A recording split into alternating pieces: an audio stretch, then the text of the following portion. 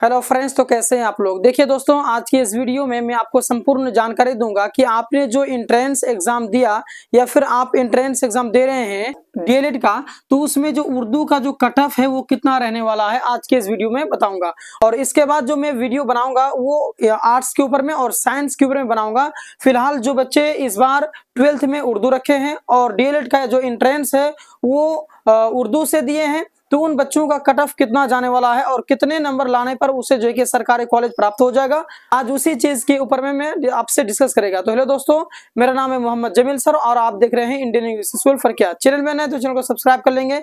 चलिए वीडियो को स्टार्ट करते हैं। तो देखिए दोस्तों, एंट्रेंस में उर्दू देने वाले बच्चे, यानी जो एंट्रेंस एग्जाम हुआ था उसमें जो बच्चे उर्दू का पेपर दिए थे वो बच्चे ध्यान से समझेंगे कि उर्दू का कट ऑफ इस बार जो है कि 2024 का क्या रहने वाला है, इस बात को ध्यान से समझेंगे। तो देखिए, इसमें कैटेगरी वाइज है, यानी कैटेगरी के हिसाब से जो है कि आपको सरकारी कॉलेज दिया जाएगा और उसी हिसाब से जो है कि कट ऑफ आएगा। ठीक है, चलिए तो देखिए, जो बच्चे जनरल से हैं वो बच्चे ध्यान से सुनेंगे कि जनरल का जो इस बार उर्दू में जो बच्चे रखे हैं उसका जो कट ऑफ जाने वाला है वो आपका 73 से लेकर के 78 जो है कि आपका नंबर, मतलब कि इस हिसाब से जाने वाला है।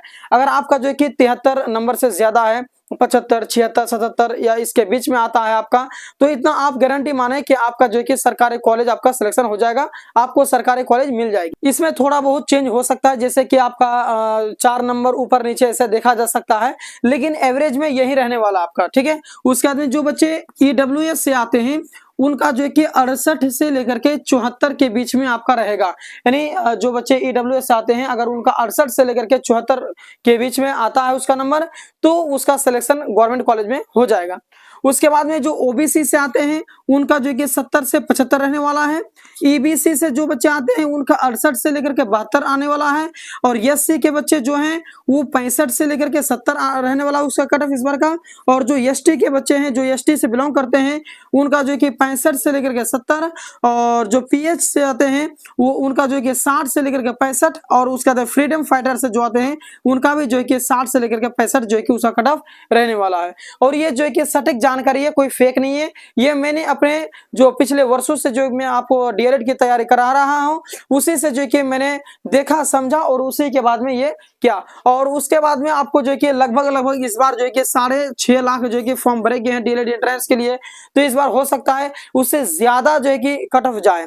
पिछली बार इससे कम गया था, लेकिन इस बार जो है कि इतना ही रहने वाला है या फिर इससे ज्यादा ही होगा कट ऑफ, लेकिन कम नहीं होगा। ठीक है, क्योंकि बहुत ही ज्यादा इस बार जो कि फॉर्म भरा गया और कंपटीशन भी बहुत ज्यादा है। उर्दू का भी जो है कि सबसे कम जो है कि उर्दू का कट ऑफ जाता है, लेकिन इस बार उर्दू में भी जो है कि बहुत सारे बच्चे पार्टिसिपेट किए हैं, तो इसीलिए जो है कि इसका भी कट ऑफ हाई जाने वाला है।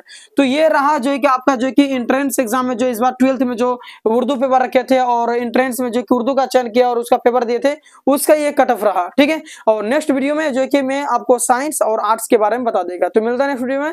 धन्यवाद।